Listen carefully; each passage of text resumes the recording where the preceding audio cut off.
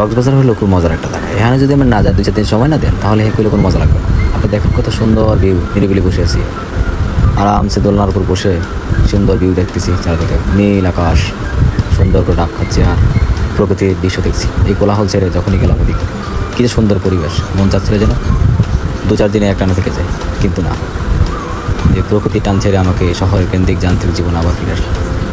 তারপর ভাবলাম যাক, অন্তত হাজারো ব্যস্ততার মাঝে যখন এই সময়গুলো পাচ্ছিলাম খুবই ভালো লাগছিল।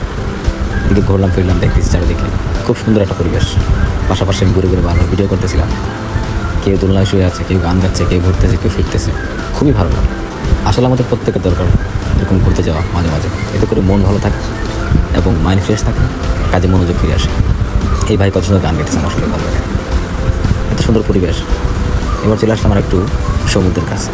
কত মানুষ কতভাবে ছবি তুলতেছে, ভিডিও করতেছে, কত সুন্দর হাওয়া, এত রৌদ্র, তারপর কোনো গরম লাগতেছিল না। কারণ এখন আবার চলে গেলাম হচ্ছে আপনার সমুদ্রের পাড়ে, ভাবলাম একটা ভিডিও করি। খুবই সুন্দর পরিবেশ, ভালো লাগলো আসলে। প্রাকৃতিক পরিবেশ সৌন্দর্য আমাদের প্রত্যেকের প্রয়োজন দেখায়। মন কোনোভাবে চাচ্ছিল না যে আমরা এই সমুদ্রের পাড় থেকে বাসায় ফিরে যাই, তবুও আমাদেরকে ফিরে যেতে হবে। শহর কেন্দ্রিক জীবন আমাদের, শহরে ফিরে যেতে হবে, সেই চিরচেনা কোলাহল ব্যস্ত শহর নগরের যানজটে ফিরে যেতে হবে।